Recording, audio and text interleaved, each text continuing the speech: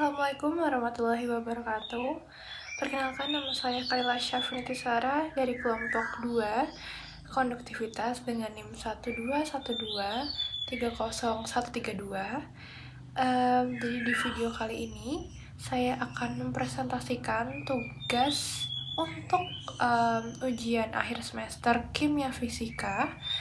Dan tugasnya itu adalah untuk mempresentasikan sebuah journal club presentation dari satu jurnal yang berkaitan dengan topik yang telah diberikan di awal. Dan judul yang saya ambil untuk journal club presentation kali ini yaitu konduktivitas listrik sebagai indikator yang dapat digunakan untuk menilai dampak penggunaan lahan terhadap konsentrasi N2O di sungai. N2O itu adalah nitrogen dioksida. Baik, selamat menonton video ini. Jadi di bagian presentasi ini dibagi menjadi main points. Nah, main points journal itu dibagi menjadi 6 bagian. Pertama adalah informasi jurnal yang berisi nanti tentang siapa penulis jurnal ini, kapan jurnal ini dipublish, dan lain sebagainya.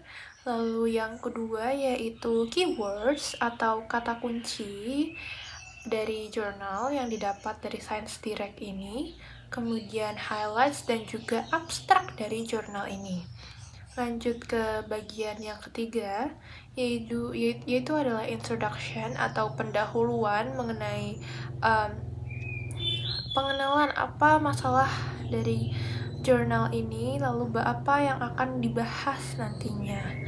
Kemudian untuk bagian yang keempat, kita akan membahas tentang methods atau metode yang digunakan.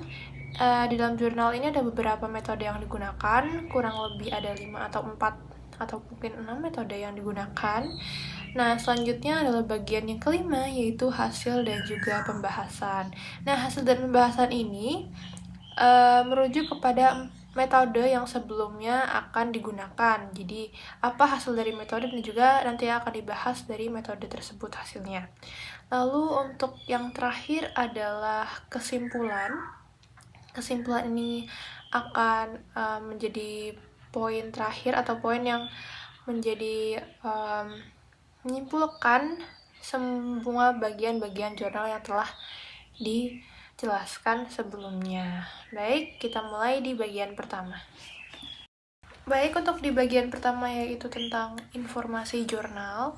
Jadi di informasi jurnal ini, jurnal yang saya dapat itu berasal dari Science Direct sesuai dengan ketentuannya. Dan jurnal ini berasal dari Journal of Hydrology. Kemudian judulnya tadi untuk bahasa Inggris adalah Electrical Conductivity as a Reliable Indicator for Assessing Land Use Effect on Stream N2O Concentration. Nah, penulisnya ini nggak cuma satu, tetapi jurnal atau artikel ini ditulis dari beberapa banyak penulis. Pertama ada Sibo Shang, Xing Zuixia, Yuan Xin, Xiao Kang Li, Chun Feng Wang, Lei Lei Yu, Chang Bai Li, dan William H. McDowell, Qian Tan, dan juga Si Feng Yang. Jadi jurnal ini bisa dibuka atau bisa diakses dari www.elsevier.com located Ch-Hydrol. Lalu konten ini available di Science Direct, dan jurnal ini merupakan jurnal hidrologi ke-626 tahun 2023 dengan 130253 sebagai nomor serinya.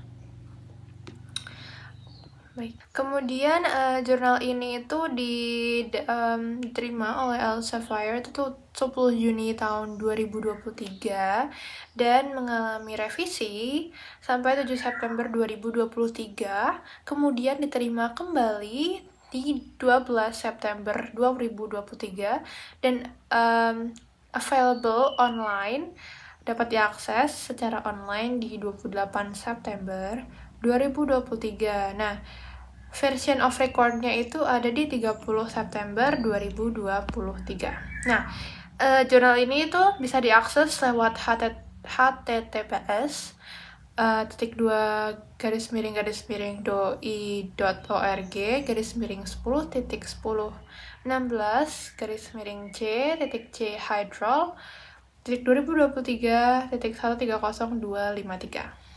Kita lanjut ke bagian yang selanjutnya, yaitu kata kunci atau keywords dalam jurnal ini, yang terdiri dari pertama yaitu adalah gas rumah kaca, dan juga kemudian adalah pertemuan komunitas. Ini mungkin agak sedikit melenceng dengan dari bahasa Inggrisnya. Lalu kemudian ada nitrifikasi, nanti kita akan membahasnya di bagian pembahasan. Kemudian ada pengurangan N2O, waktu tinggal, dan juga masukan sampingan. Selanjutnya adalah highlights dari jurnal ini. Pertama yaitu kelompok mikroba terkait N2O berubah secara tidak konsisten di berbagai penggunaan lahan. Kemudian konduktivitas berkorelasi dengan komposisi dan fungsi mikroba terkait N2O. Selanjutnya, masukan N2O eksogen yang lebih besar diharapkan memiliki konduktivitas yang lebih tinggi. Dan yang terakhir, konduktivitas listrik merupakan prediktor utama kelebihan konsentrasi N2O. Nah, highlights ini akan lebih jauh dibahas nanti. Kenapa highlights ini bisa didapat? Nanti kita akan bahas di part selanjutnya. Selanjutnya adalah abstrak. Jadi, untuk isi dari abstrak ini yaitu, meskipun secara luas telah diakui bahwa kategori yang berbeda dari penggunaan lahan daratan secara signifikan mempengaruhi emisi N2O dari aliran sungai dan juga anak sungai.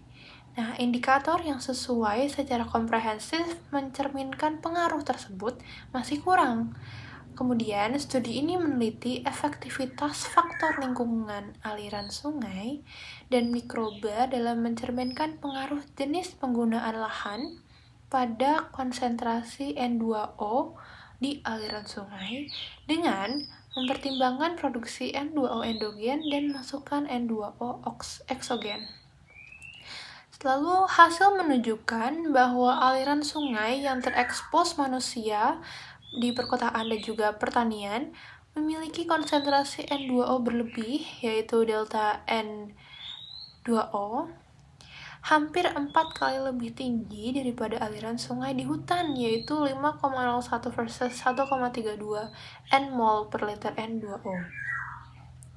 Dengan menggabungkan pengamatan yang telah dilakukan dengan penelitian sebelumnya, kami mengidentifikasikan atau peneliti mengidentifikasikan konduktivitas listrik sebagai prediktor yang signifikan dan bahkan terkuat dari konsentrasi dan flux N2O berlebih tadi delta N2O di aliran sungai di berbagai penggunaan lahan.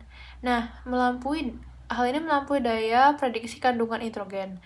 Lalu delta N2O tadi yang meningkat diamati pada konduktivitas yang lebih tinggi, yaitu R sama dengan 0,69 atau P kurang dari 0,01, yang bertepatan dengan tingkat karbon dan nutrisi yang lebih tinggi di berbagai jenis penggunaan lahan. Selain itu, konduktivitas berkorelasi positif dengan kelimpahan mikroba penghasil N2O, yaitu sebesar P kurang dari 0,05, termasuk mikroba nitrifikasi dan juga denitrifikasi. Nah, nitrifikasi yang beradaptasi dengan gangguan manusia dan potensi genetik untuk produksi NO2 bersih, sebagaimana dapat dibuktikan oleh korelasi positif antara konduktivitas dan juga rasio Nernst. Ditingkatkan dalam kondisi konduktivitas tinggi yang tadi dijelaskan, yaitu P kurang dari 0,05. Kemudian lebih jauh lagi, konduktivitas listrik memiliki potensi besar untuk secara kualitatif menunjukkan besarnya masukan N2O eksogen di berbagai penggunaan lahan. Secara keseluruhan, hasil yang telah didapatkan menyoroti nilai konduktivitas listrik sebagai indikator yang dapat diandalkan untuk menilai dampak jenis penggunaan lahan pada konsentrasi N2O di sungai. Nah, ini membuka peluang untuk pengembangan penilaian berbasis lapangan sederhana dari emisi N2O sungai di seluruh landscape regional. Kita lanjut ke bagian yang ketiga, yaitu pendahuluan. Kita mulai. Jadi di pendahuluan ini, nitrous oksida atau dinitrogen monoksida atau N2O tadi adalah zat perusak ozon stratosfer yang menonjol dan gas rumah kaca yang kuat. Dengan potensi pemanasan global sekitar 300 kali lebih besar daripada karbon dioksida pada skala waktu 100 tahun. Ini diambil dari Ravin Sankara et al. 2009 citasinya. Kemudian, sistem sungai merupakan sumber utama emisi N2O yang dapat mengubah setidaknya 680 GG atau gram GG masukan antropogenik menjadi N2ON per tahun atau N2O normal per tahun. Nah, hal ini setara dengan 10% dari emisi N2O antropogenik global. Nah, sungai dengan order rendah yang selanjutnya disebut aliran sungai diperkirakan berkontribusi hingga 85% dari emisi global sungai yang teremisi. Nah, penelitian ekstensif telah menunjukkan bahwa jenis penggunaan lahan darat sangat relevan dengan atau bahkan memberikan kendali besar pada besarnya emisi N2O di sungai. Dengan sungai yang tercemar oleh aktivitas manusia akan mengeluarkan N2O pada tingkat yang lebih tinggi daripada sungai murni. Nah, sungai yang tercemar oleh aktivitas manusia dibandingkan dengan sungai yang masih asli atau murni yang tidak diganggu oleh aktivitas manusia, misalnya sungai pertanian dan juga sungai perkotaan ditemukan memiliki konsentrasi nitrat atau nitrat dan amonium yang lebih tinggi dibanding sungai yang berhutan atau berada di hutan. Selain itu, modifikasi penggunaan lahan dan aktivitas antropogenik terkait merupakan pendorong utama perubahan mikroba di seluruh dunia. Meskipun upaya terbatas telah dilakukan di area ini, para peneliti telah menemukan peningkatan kelimpahan gen yang terkait dengan nitrifikasi dan juga denitrifikasi di aliran sungai yang terganggu oleh aktivitas manusia, yang bertanggung jawab atas produksi N2O di sistem sungai. Lebih jauh lagi, masukan eksogen N2O ke sungai diperkirakan akan meningkat di daerah yang terganggu manusia dibandingkan dengan daerah murni. Beberapa penelitian bahkan telah mengidentifikasi limbah pabrik pengolahan air limbah sebagai kontributor terbesar langsung terhadap emisi N2O di aliran sungai perkotaan tertentu. Nah, bersama-sama faktor ini berkontribusi terhadap tingkat emisi N2O yang lebih tinggi dari aliran sungai yang terganggu manusia dibandingkan dengan aliran sungai murni. Seiring dengan terus berkembangnya dan beragamnya praktik penggunaan lahan, maka menjadi penting untuk kita mengidentifikasi variabel-variabel yang tepat akan memberikan dampak yang komprehensif untuk mencerminkan dampak penggunaan lahan terhadap emisi N2O sungai untuk memprediksi keakuratan emisi dari N2O saat ini dan masa mendatang dari sistem sungai tersebut.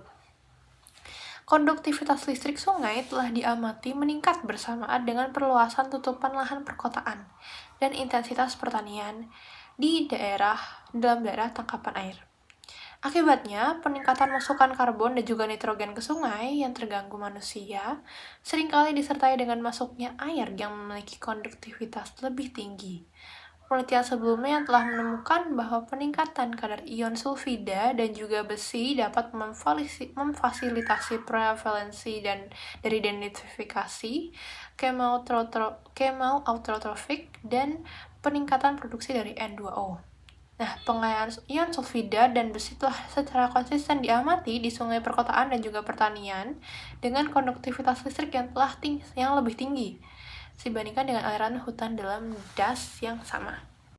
Oleh karena itu, diantisipasi bahwa peningkatan konduktivitas listrik akan sejalan dengan peningkatan produksi dari N2O dari denitrifikasi chemautotrofik di sungai. Di luar saluran sungai, berbagai sumber air sungai biasanya menunjukkan variasi yang signifikan dalam konduktivitas listrik dengan air aliran dasar menunjukkan konduktivitas yang lebih tinggi daripada lintasan, dan konduktivitas listrik menjadi encer saat volume lintasan meningkat. Dalam keadaan seperti itu, peningkatan konduktivitas listrik berpotensi menunjukkan waktu kontak yang lama antara air eksternal dengan tanah, yang menunjukkan potensi yang lebih besar untuk memproduksi N2O tadi, eksogen, dan juga masuknya ke sungai. Nah, secara kolektif, diyakini bahwa konduktivitas listrik ini dapat berfungsi sebagai indikator yang andal untuk mengevaluasi pengaruh penggunaan lahan terhadap konsentrasi N2O sungai. Studi ini dilakukan untuk menilai potensi penggunaan konduktivitas listrik sebagai indikator konsentrasi dari N2O di sungai-sungai di berbagai jenis penggunaan lahan. Awalnya, penelitian ini dilakukan untuk menyelidiki secara menyeluruh terhadap dampak berbagai penggunaan lahan daratan, termasuk hutan, perkotaan, dan pertanian, terhadap faktor-faktor lingkungan utama dari seperti komposisi dan fungsi mikroba serta karakteristik dari N2O. Kemudian dengan cermat memeriksa pentingnya faktor-faktor lingkungan dalam membedakan perbedaan kadar NO2 antara sungai-sungai di hutan dan juga sungai-sungai yang terganggu oleh aktivitas manusia seperti sungai di perkotaan dan pertanian. Dan dengan fokus khusus pada konduktivitas listrik ini. Analisis ini mengacu pada data kami sendiri dan situs ekstensif dari penelitian sebelumnya. Selanjutnya, penelitian ini akan menganalisis kelayakan dan rasionalitas konduktivitas listrik dalam menunjukkan dampak penggunaan lahan terhadap konsentrasi N2O sungai dengan mempertimbangkan produksi N2O endogen dan masuknya N2O oxide. Selanjutnya kita akan membahas metode. Metode ini terdapat metode dalam jurnal ini atau penelitian ini. Pertama ada deskripsi lokasi, pengambilan sampel, dan analisis karakteristik dari fisikokimia, psychochemistry atau psychokimia. Dan yang kedua yaitu penentuan konsentrasi N2O, percobaan flux, dan inkubasi dengan berbagai konsentrasi NO3. Yang ketiga, ekstraksi DNA, kemudian ada kuantifikasi qPCR, dan sequencing throughput tinggi. Lanjutkan ke metode keempat dan kelima, yaitu metode keempat adalah pemrosesan sekuen dan juga analisis keragaman mikroba. Kemudian yang kelima, analisis statistik.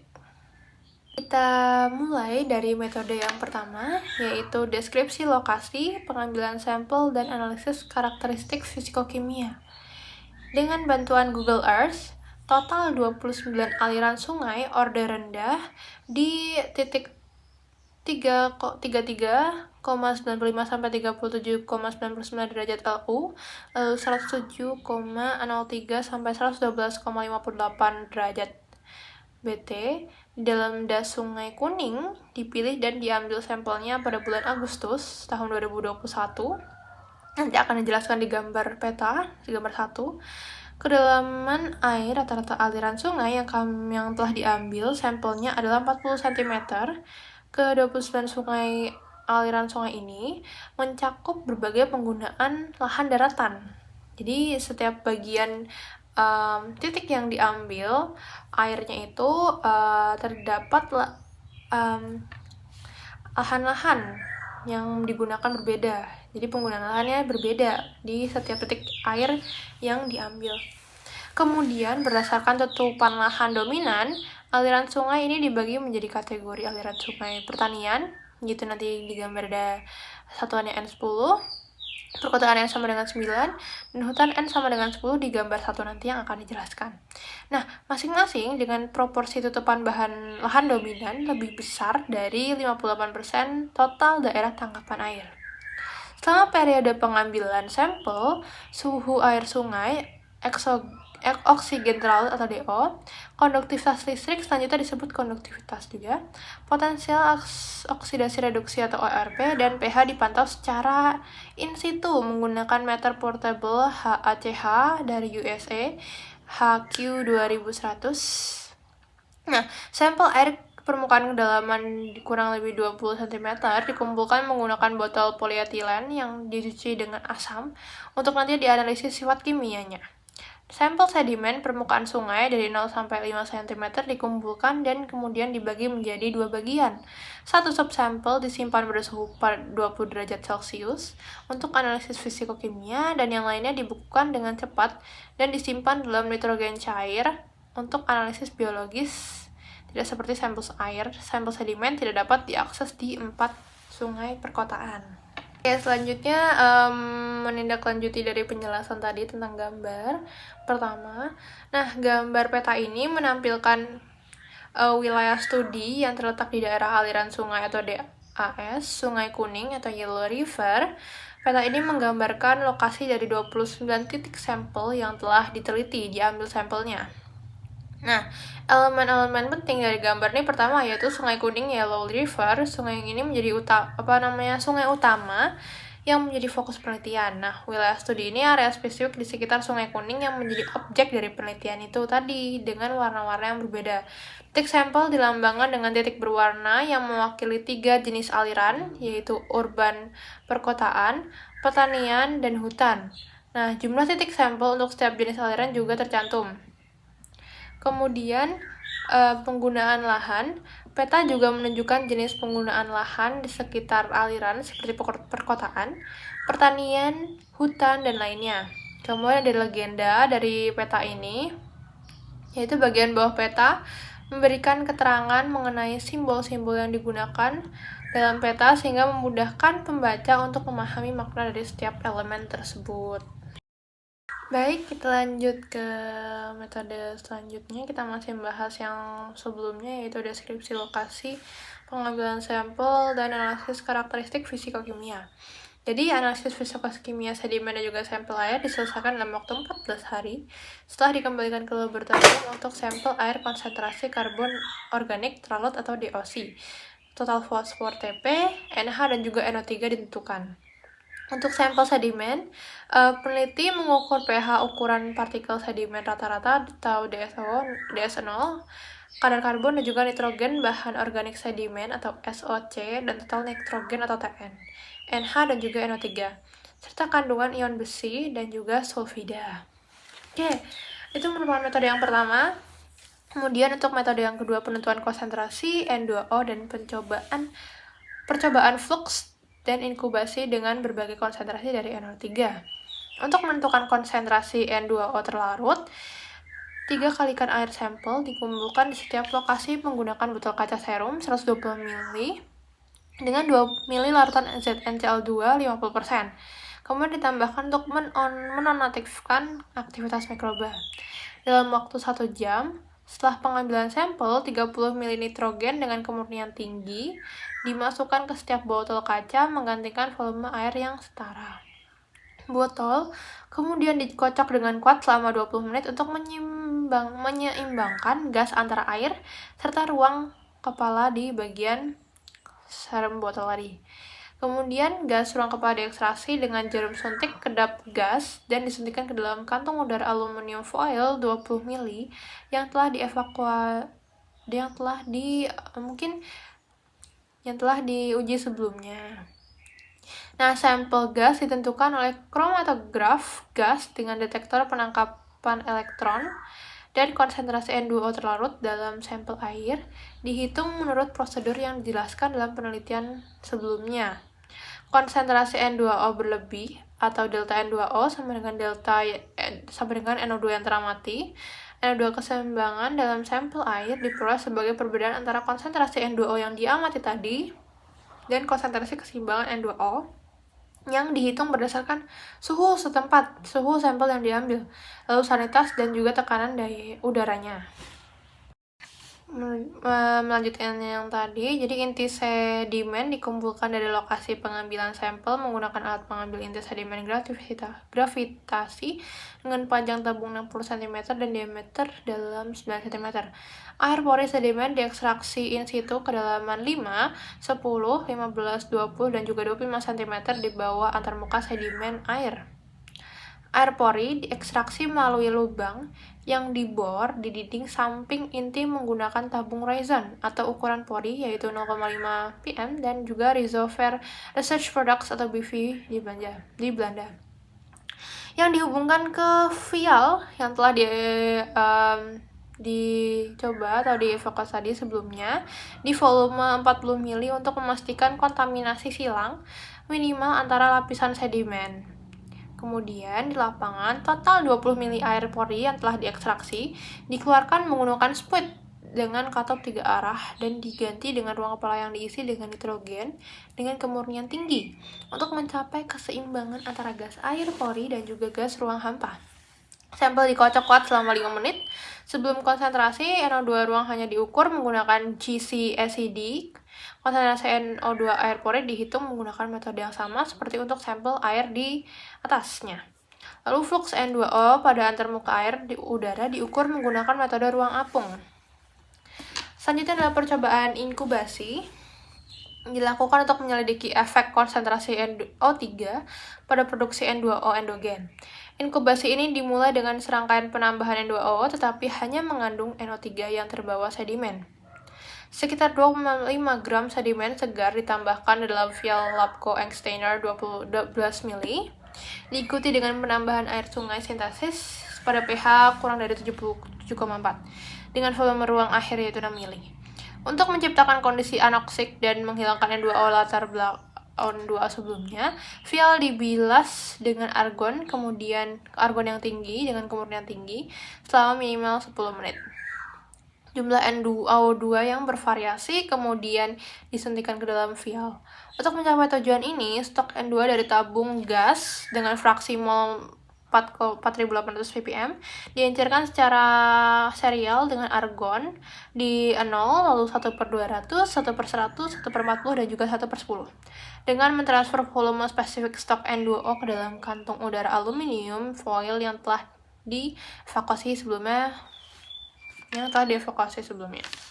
Selanjutnya, 100 LN2O yang diencerkan dalam kantung udara disuntikan ke dalam vial dengan konsentrasi akhir N2O terlarut bervariasi antara 5 dan 270 nmol per liter.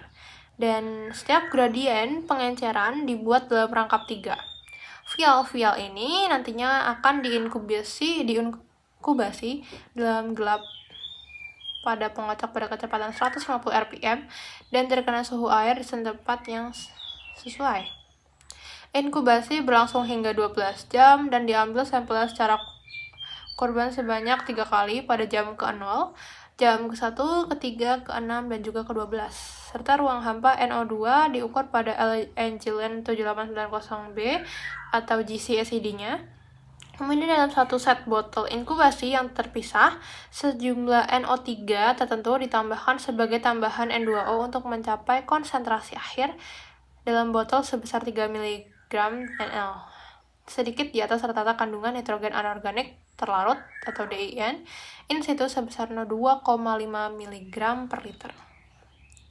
Inkubasi pengambilan sampel dan penentuannya sama dengan inkubasi tanpa penambahan NO.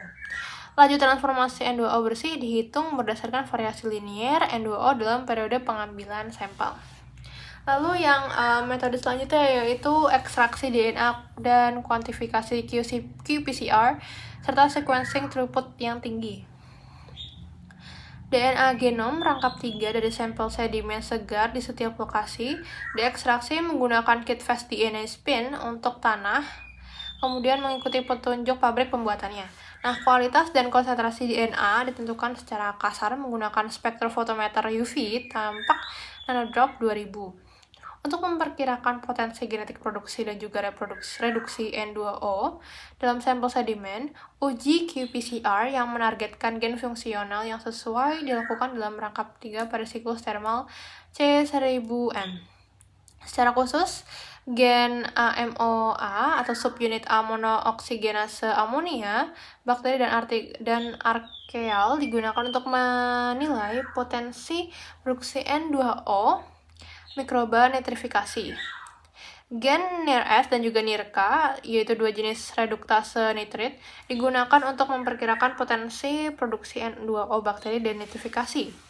Gen clade 1 NOZ atau reduksi N2O selanjutnya disebut dengan NOSZ1 dan clade 2 NOSZ2 selanjutnya disebut OSZ2 ditargetkan untuk mengevaluasi potensi reduksi N2O. Selanjutnya, 100 ml N2O yang diencerkan dalam kantung udara disuntikkan ke dalam vial dengan konsentrasi akhir N2O terlarut bervariasi antara 5 dan 270 nmol per liter. Dan setiap gradien pengenceran dibuat dalam perangkap 3. Vial-vial ini kemudian diinkubasi dalam gelap dan pengocok 150 rpm dan terkena suhu air yang setempat yang sesuai. Inkubasi berlangsung 12 jam dan diambil sampelnya. Kemudian pengenceran serial DNA plasmid sebanyak 10 kali lipat yang dihasilkan oleh amplifikasi gen target dari DNA yang diekstraksi digunakan untuk membuat kurva kuantifikasi. Informasi terperinci tentang pasangan primer campuran reaksi qPCR dan profil thermal disediakan dalam tabel S2, R2 dari semua kurva standar lebih besar dari 0,9 dan efisiensi PCR adalah 65-97%. Untuk analisis komunitas dan identifikasi, baik pustaka gen NIRS maupun NIRCA dibuat menggunakan pasangan primer yang sama seperti dalam uji qPCR. Selanjutnya, aplikan gen NIRS dan NIRCA diurutkan pada platform Illumina MISSEQ PE300 di Marjorie Biogenomics Institute. Kemudian metode yang selanjutnya yaitu pemrosesan sequence dan analisis keragaman mikroba. Urutan mentah ditetapkan ke lokasi pengambilan sampel yang sesuai berdasarkan informasi kode batang pada metode sebelumnya, yaitu Euler-Oparse yang diterapkan dalam Usearch V7.0 digunakan untuk menyusun tabel unit taksonomi operasional atau OTU dengan batas kesamaan nukleotida 88%. Sebelumnya, perhitungan keragaman komunitas untuk menghindari bias yang disebabkan oleh kedalaman sequencing yang bervariasi. Pustaka gen NIRS dan NIRCA diambil sampel kembali sambil mempertahankan jumlah pembacaan maksimum. Setelah penyaringan kualitas dan juga analisis pengambilan sampel ulang, total 22.513 NIRS dan juga 18.845 sequence gen NIRCA disimpan untuk setiap sampel. Jadi ada 2 gen yaitu NIRS dan juga NIRCA.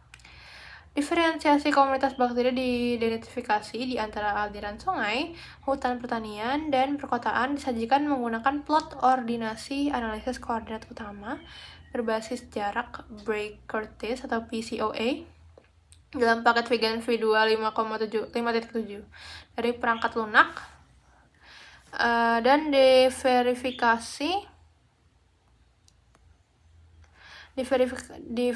dengan analisis kesamaan anosim.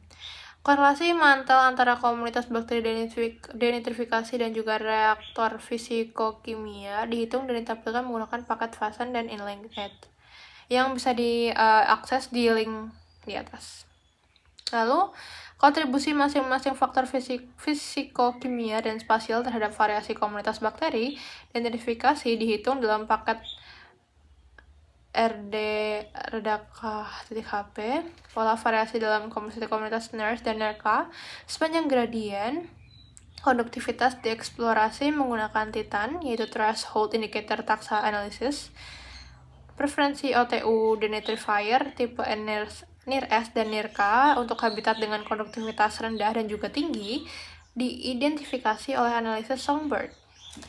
Mengikuti alur yang dijelaskan di link tersebut, urutan OTU dalam hal peringkat diferensial setiap OTU ditentukan untuk mewakili urutan OTU dalam hal dekat mereka terkait dengan variasi tertentu.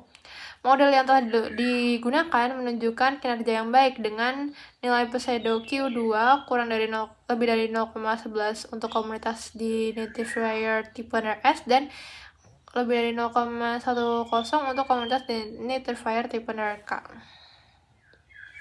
Untuk metode yang selanjutnya yaitu analisis statistik. Dalam penelitian ini, analisis komponen utama dilakukan untuk mengidentifikasi perbedaan sifat fisikokimia antara kategori aliran yang berbeda. Analisis redundansi atau RDE dalam kemasan vegan digunakan untuk menyelidiki faktor-faktor yang menghambat variasi spasial dalam kelimpahan mikroba terkait N2O. Uji Kruskal-Wallis non-parametrik digunakan untuk mengevaluasi perbedaan konsentrasi dan juga flux dari N2O. antara kategori aliran yang berbeda. Analisis korelasi Spearman digunakan untuk membandingkan kekuatan korelasi antara faktor fisikokimia, kelimpahan mikroba, dan juga N2O. Untuk menilai kekuatan masing-masing faktor fisikokimia dan mikroba dalam memprediksi delta NO2O analisis, regresi linear berganda bertahap dilakukan dengan menggunakan perintah DRG dalam paket Memin untuk menguji penerapan dan rasionalitas penyesuaian hubungan linear. Kemudian peneliti melakukan plot antara delta N2O dan setiap prediktor dan dengan melakukan transformasi log yang diperlukan untuk menjamin keunggulan analisis penyesuaian linear. Pemodelan jalur kuadrat terkecil parsial atau PLS digunakan untuk menggunakan perangkat lunak yaitu Smart PLS 3 untuk mengeksplorasi kontrol hierarkis faktor fisikokimia dan mikroba pada aliran delta N2O. Model jalur menggunakan 1000 bootstrap untuk memvalidasi estimasi koefisien jalur dan koefisien dari determinasi R2.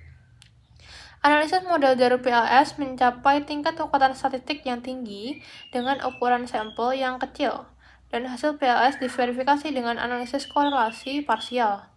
Kekuatan individu komunitas diidentifikasi untuk menjelaskan varians dari delta N2O diperiksa melalui analisis partisi varians menggunakan fungsi varpart dalam paket Egan tadi. Baik, kita lanjut ke hasil dan juga pembahasan.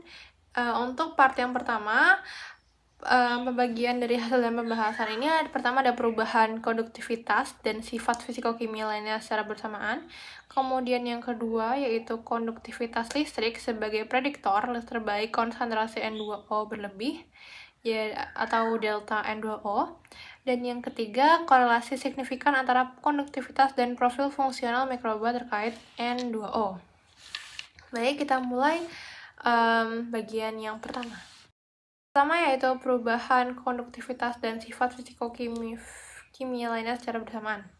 Jadi menurut sifat fisikokimia dari kedua sampel air dan sedimen, menunjukkan perbedaan substansial antara aliran sungai hutan dan juga aliran sungai yang terganggu oleh aktivitas manusia, yaitu aliran sungai pertanian dan juga perkotaan. Sebaliknya, tidak ada perbedaan yang jelas antara aliran sungai pertanian dan perkotaan. Konsisten dengan penelitian sebelumnya, peningkatan karbon, nutrisi, dan juga konduktivitas listrik secara bersamaan diamati dari aliran sungai hutan ke aliran sungai yang terganggu aktivitas manusia. Secara khusus, untuk sampel air, aliran sungai hutan memiliki tingkat DOC yang jauh lebih rendah, yaitu 4,12 versus 6,87 mgcl rata-rata. Lalu TP-nya 0,03 versus 0,26 mgpl, dan konduktivitas tiganya yaitu 350 versus 1443 msm atau milisiemens per cm di tabel CS3. Dibandingkan dengan aliran sungai yang terganggu manusia. Kemudian hasil PCOA menunjukkan bahwa konduktivitas merupakan faktor penting yang terkait dengan diferensiasi sifat fisikokimia air antara aliran yang terganggu manusia dan juga aliran sungai di hutan. Sedimen dari aliran sungai yang terganggu oleh manusia memiliki kandungan nitrogen total yang jauh lebih tinggi, yaitu 1,14 gram NKG versus 0,20 g NKG. Dan karbon organik 9,8 GCKG versus 2,09 mGCKG. Dibandingkan dengan aliran sungai hutan. Selain karbon dan nitrogen, sulfida dan ion besi juga lebih kaya di aliran sungai yang terganggu oleh manusia daripada aliran sungai hutan. Nah, konduktivitas menunjukkan kolerasi yang signifikan dengan sebagian besar sifat fisikokimia sedimen, termasuk pH, SOC, SN, Fe2+, dan juga S. Yang P-nya kurang dari 0,05. Menurut penelitian sebelumnya telah melaporkan adanya hubungan antara peningkatan konduktivitas listrik air dan intensifikasi aktivitas manusia. Misalnya pembuangan air limbah dan juga masukan air tanah yang terkontaminasi pada skala lokal dan juga bahkan regional. Misalnya penelitian telah menunjukkan bahwa peningkatan pembuangan limbah dari instalasi pengolahan air limbah di Inggris menyebabkan konduktivitas listrik yang lebih tinggi di air sungai.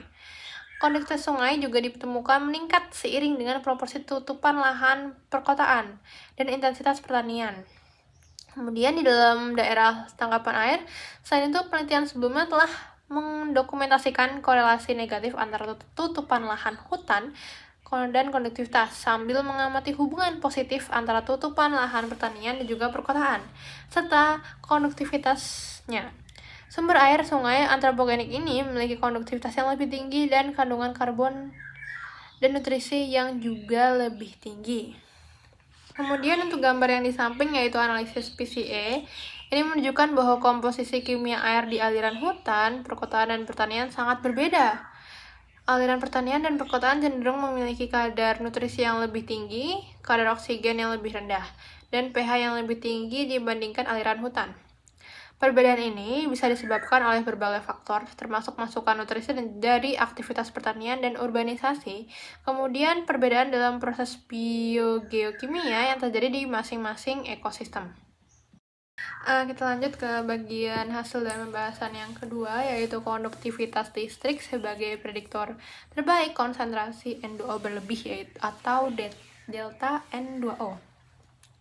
Sejalan dengan perubahan fisikokimia, konsentrasi N2O dan delta N2O serta fluks dari N2O bervariasi secara nyata antara aliran sungai hutan dan juga aliran sungai yang terganggu oleh aktivitas manusia. Tetapi tidak antara aliran sungai pertanian dan juga aliran sungai perkotaan. Konsentrasi N2O terlalu berfluktuasi antara 7,35 dan 28,93 nmol per liter dengan rata-rata 11,5 nmol per liter, N-nya yaitu 87 sampel untuk 29 aliran sungai. Konsentrasi N2O di aliran sungai hutan rata-rata yaitu 9,76 sampai 0,84 nmol N2O per liter sebanding dengan yang ada di aliran sungai pertanian, tetapi secara signifikan lebih rendah daripada yang ada di aliran sungai perkotaan. Selama periode pengambilan sampel, semua sampel air jenuh N2O dan delta N2O di aliran pertanian dan perkotaan secara signifikan lebih tinggi daripada di aliran hutan. Dengan demikian, fluks N2O di sungai pertanian dan perkotaan secara signifikan lebih tinggi daripada sungai di hutan. 58 sampel untuk 29 sungai pada gambar 3C. Hasil ini konsisten dengan penelitian sebelumnya yang melaporkan bahwa sungai yang terganggu oleh manusia mengeluarkan N2O lebih cepat daripada sungai murni. Perubahan yang disebabkan oleh penggunaan lahan pada fitur sungai N2O ini sejalan dengan pola variasi N2O yang diamati dalam air tanah dan juga aliran bawah permukaan dan air tanah. Di daerah tangkapan air hutan, konsentrasi N2O air tanah umumnya lebih rendah daripada di daerah tangkapan air pertanian. Dengan konsentrasi N2O yang lebih tinggi di daerah tangkapan air hutan hampir 50 kali lebih rendah daripada pengukuran masing-masing di daerah tangkapan air pertanian. Demikian pula, konsentrasi N2O maksimum dalam air tanah dan aliran bawah permukaan dalam daerah tangkapan air pertanian jauh lebih besar daripada yang diamati dalam daerah tangkapan air hutan.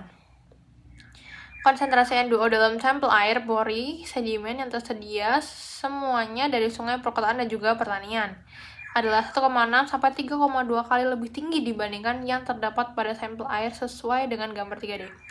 Konsentrasi N2O tertinggi dalam air pori diamati pada lapisan sedimen atas. Hal ini menunjukkan bahwa produksi N2O endogen merupakan sumber penting emisi N2O dari aliran sungai.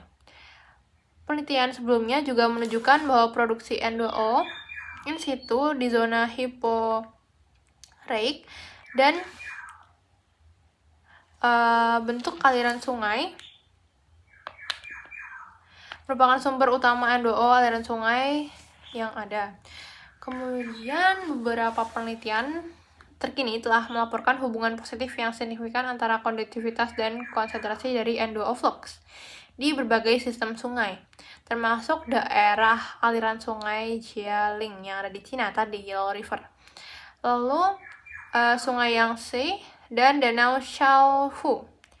Lebih jauh lagi, peran dominan konduktivitas listrik dalam menunjukkan variabilitas konsentrasi N2O juga telah diamati di beberapa sungai dengan Nilai R2 mencapai hingga 0,64 setelah menganalisis ulang data mengenai aliran sungai, perkotaan, dan hutan di Beijing.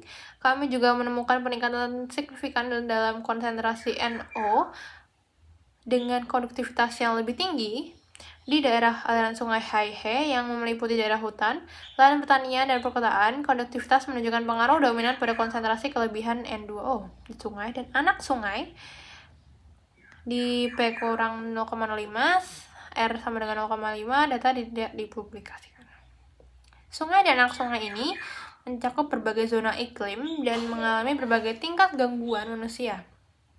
Hasil yang konsisten ini sangat menjanjikan untuk pengembangan penilaian lapangan sederhana terhadap emisi N2O sungai menggunakan konduktivitas. Jadi selanjutnya adalah gambar yang menjelaskan faktor yang mendorong variasi spasial delta N2O di berbagai penggunaan dalam daratan dan pada yang lingkungan abu-abu.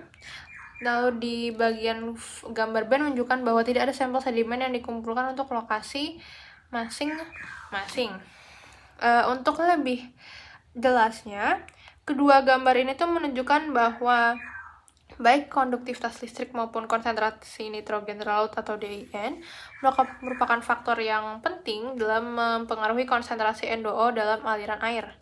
Kenaikan konduktivitas listrik dan DIN dapat meningkatkan potensi produksi dari N2O yang berimplikasi pada peningkatan emisi gas rumah kaca dan potensi pencemaran lingkungan. Baik, untuk gambar yang selanjutnya, di slide selanjutnya yaitu C, gambar ini menggambarkan jalur pengaruh faktor lingkungan dan kelimpahan mikroba pada aliran delta N2O.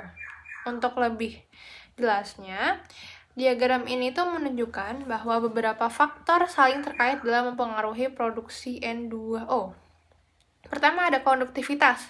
Konduktivitas listrik memiliki pengaruh yang sangat kuat terhadap aktivitas kelompok mikroorganisme denitrifikasi, ditunjukkan oleh koefisien jalur yaitu 0,748.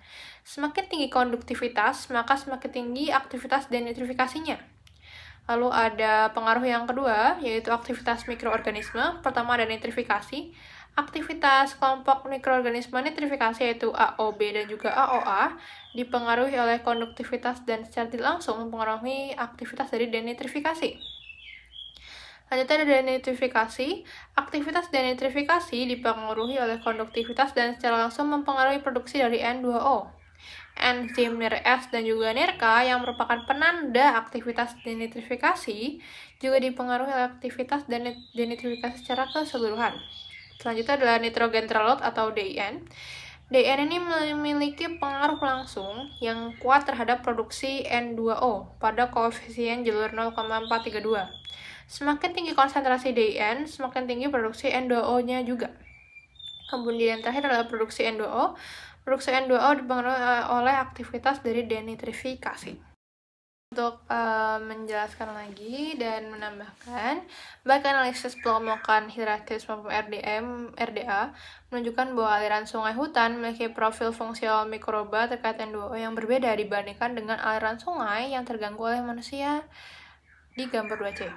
Nah, kelimpahan penghasilan N2O dan produksi N2 secara signifikan lebih tinggi di aliran sungai yang terganggu oleh manusia dibandingkan dengan aliran sungai hutan.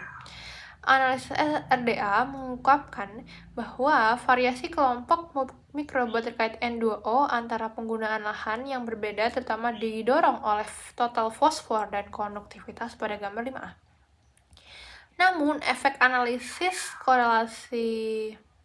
Namun, efek signifikan konduktivitas pada kelimpahan mikroba terkait N2O menghilang dalam analisis korelasi parsial ketika mengecualikan efek kandungan karbon dan nitrogen sedimen yang berkorelasi positif dengan semua kelimpahan mikroba terkait N2O. Hal ini menunjukkan bahwa peningkatan kadar karbon dan nitrogen dengan meningkatnya gangguan manusia sebagian berkontribusi karena tingginya kelimpahan mikroba terkait N2O di sungai yang terganggu manusia dibandingkan dengan sungai-sungai yang ada di hutan. Lanjut ke bagian yang selanjutnya dari hasil dan pembahasan. Yang poin keempat, yaitu perubahan dramatis dalam komunitas denitrifikasi dengan konduktivitas. Lalu yang kelima adalah peningkatan masukan endoeksogen pada kondisi konduktivitas yang lebih tinggi. Lalu yang keenam, mekanisme yang mendasari pengaruh konduktivitas listrik terhadap konsentrasi N2O berlebih atau delta N2O. Baik, kita lanjutkan ke bagian yang keempat, yaitu perubahan dramatis dalam komunitas denitrifikasi dengan konduktivitas. Jadi, di bagian ini membahas perubahan signifikan dalam struktur komunitas denitrifikasi yang dipengaruhi oleh gradien konduktivitas. Komunitas tipe NIR-S dan juga NIR-K serta delta N2O menunjukkan perbedaan signifikan antara lokasi sungai hutan yang alami dan sungai yang terpengaruh aktivitas manusia, seperti area perkotaan dan juga pertanian. Analisis PCOA dan ANOSIM mengonfirmasi bahwa perbedaan ini signifikan secara statistik, di mana P bintang kurang dari 0,05. Menunjukkan bahwa aktivitas manusia melalui peningkatan konduktivitas berdampak bahwa aktivitas manusia pada keberagaman dan komposisi komunitas bakteri denitrifikasi. Gradien konduktivitas diidentifikasi sebagai faktor utama yang menyebabkan variasi ini, dengan sungai berkonduktivitas tinggi lebih mendukung produksi dari nitrogen oksida atau N2O tadi, dan proses denitrifikasi. Variasi komunitas denitrifikasi dijelaskan melalui interaksi berbagai faktor, seperti kelimpahan penghasilan N2O, reduksi N2O, dan sifat lingkungan sebagaimana divisualisasikan dalam diagram segitiga interaksi faktor. Hasil ini menunjukkan bahwa aktivitas manusia yang meningkat konduktivitas dapat mengganggu keseimbangan komunitas denitrifikasi yang berdampak pada siklus nitrogen dan juga emisi gas rumah kaca. Bagian yang selanjutnya yaitu peningkatan masukan N2O eksogen pada kondisi konduktivitas yang lebih tinggi. Bagian ini membahas kehadiran masukan N2O eksogen di sungai, terutama di aliran yang terpengaruh aktivitas manusia terkait erat dengan konduktivitas air. Masukan ini dapat berasal dari air limbah, air tanah terkontaminasi, atau bahkan limpasan pertanian dan perkotaan yang memiliki konduktivitas tinggi. Pola longitudinal menunjukkan bahwa semakin lama waktu tinggal air di sungai, semakin besar akumulasi ion dan kontribusi N2O eksogennya.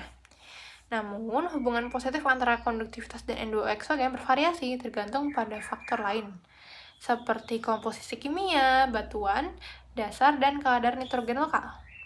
Eksperimen menunjukkan bahwa sedimen dengan kadar nitrat tinggi memancarkan lebih banyak N2O dibanding sedimen dengan nitrat rendah. Hal ini mendukung gagasan bahwa konduktivitas listrik dapat menjadi indikator kualitatif masukan N2O eksogen, meskipun listrik dapat menjadi indikator kualitatif masukan eksogen meskipun dia dipengaruhi oleh tingkat gangguan manusia pada ekosistem aliran tersebut. Baik, untuk bagian yang selanjutnya yaitu mekanisme yang mendasari pengaruh konduktivitas listrik terhadap konsentrasi N2O berlebih atau delta N2O. Konduktivitas listrik air sungai merupakan parameter penting untuk menilai potensi akumulasi nitrogen oksida atau delta NO2 di berbagai jenis lahan, terutama karena hubungannya yang signifikan dengan konsentrasi dan flux N2O-nya. Di daerah yang terganggu oleh aktivitas manusia seperti perkotaan dan juga pertanian, konduktivitas tinggi berkorelasi dengan masukan nutrisi besi fero dan juga sulfida yang lebih tinggi yang secara langsung meningkatkan potensi produksi N2O. Selain itu, waktu tinggal air yang lebih lama dalam zona reaksi memberikan peluang lebih besar bagi mikroba untuk menghasilkan N2O. Konduktivitas listrik yang juga mencerminkan pergeseran komunitas denitrifikasi dari yang alami di aliran hutan menuju komunitas yang lebih adaptif terhadap gangguan manusia yang cenderung meningkatkan emisi N2O. Namun, mekanisme di mana salinitas ini mempengaruhi proses produksi dan juga pengurangan N2O secara langsung dalam sistem sungai belum dipahami secara mendalam di penelitian ini. Dengan meningkatnya urbanisasi dan pertanian, konduktivitas listrik air sungai diperkirakan akan terus meningkat, secara global. Oleh karena itu, penelitian lebih lanjut diperlukan untuk memahami hubungan universal antara konduktivitas dan juga emisi dari N2O. Jika hubungan ini konsisten, maka konduktivitas listrik dapat menjadi indikator sederhana dan praktis untuk memprediksi emisi NO2 di berbagai landscape regional pada masa kini maupun di masa yang akan datang. Jadi, diharapkan penelitian itu akan terus berkembang sehingga kita tuh dapat mengetahui emisi N2O nantinya. Karena emisi N2O ini berbahaya karena dia merupakan salah satu gas dari efek rumah kaca. Untuk gambar di slide selanjutnya, penjelasannya yaitu gambar ini tuh menjelaskan hubungan antara konduktivitas listrik yang meningkat dengan konsentrasi N2O yang lebih tinggi di aliran air pertanian dan juga perkotaan dibandingkan dengan aliran air hutan. Mekanisme utamanya yaitu konduktivitas listrik yang meningkat. Jadi aliran pertanian dan perkotaan, aktivitas pertanian dan urbanisasi seringkali meningkatkan kadar mineral dan ion terlarut dalam air, sehingga meningkatkan konduktivitas listrik. Kemudian ada waktu tinggal partikel lebih lama. Jadi konduktivitas listrik yang lebih tinggi menunjukkan adanya lebih banyak partikel bermuatan dalam air. Partikel-partikel ini cenderung memiliki waktu tinggal yang lebih lama di dalam sistem perairan. Kemudian ada peningkatan potensi produksi N2O, jadi reaksinya lebih banyak karena waktu tinggal partikel yang lebih lama memberikan lebih banyak waktu bagi mikroorganisme untuk melakukan reaksi biokimia yang menghasilkan N2O. Kemudian ada masuknya N2O dari luar, jadi aktivitas manusia di daerah pertanian dan juga perkotaan seringkali menyebabkan masuknya N2O dari sumber eksternal, misalnya pupuk, ke dalam aliran air. Kemudian ada produksi dan emisi N2O endogen di bagian enzim-enzim terkait. Enzim seperti NIRS dan juga NIRK dan juga NOS-Z berperan dalam proses denitrifikasi yang menghasilkan N2O. Ketersediaan substrat yang lebih tinggi dan kondisi lingkungan yang sesuai di aliran pertanian juga perkotaan dapat merangsang aktivitas enzim ini. Nah, peningkatan konsentrasi N2O berlebih ini hasil dari proses produksi N2O endogen tadi, dan masukan dari luar adalah peningkatan konsentrasi N2O secara keseluruhan dalam aliran air. Baik, kita ada di penghujung pembahasan, yaitu bagian yang ke-6 yang merupakan kesimpulan dari jurnal yang dipresentasikan. Jadi kesimpulannya adalah studi ini itu mengungkapkan bahwa konduktivitas listrik dapat berfungsi sebagai indikator yang dapat diandalkan mengenai dampak jenis penggunaan lahan terhadap konsentrasi NO2 ketika masukan eksogen dan produksi endogen dipertimbangkan bersama-sama. Dengan konsentrasi N2O yang lebih tinggi diamati pada konduktivitas yang lebih tinggi. Selain pertumbuhannya yang terkoordinasi dengan tingkat karbon dan nutrisi di bawah gangguan aktivitas manusia yang meningkat, konduktivitas listrik berhubungan dengan perubahan dalam profil fungsional mikroba terkait N2O dan komposisi komunitas di berbagai jenis penggunaan lahan. Tidak hanya itu, konduktivitas listrik memiliki potensi besar dalam menunjukkan secara kualitatif besarnya masukan N2O eksogen di berbagai penggunaan lahan. Temuan ini menjanjikan untuk pengembangan penilaian berbasis lapangan sederhana dari emisi N2O di sungai menggunakan konduktivitas listrik di seluruh landscape regional. Penting juga untuk mengeksplorasi hubungan antara konduktivitas dan gas rumah kaca berbasis karbon seperti metana dan karbon dioksida.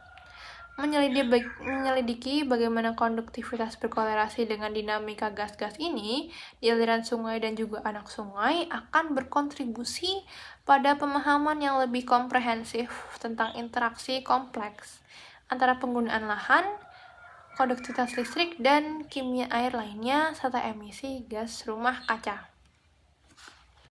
Baik, sekian penjelasan Journal Club presentation saya. Terima kasih kepada Bu Tunjung yang telah menonton video ini. Saya tahu bahwa penjelasan dari video ini tuh masih memiliki banyak kekurangan. Mungkin itu yang dapat saya menjelaskan dalam video. Kurang lebihnya mohon maaf. Terima kasih telah menonton. Assalamualaikum warahmatullahi wabarakatuh.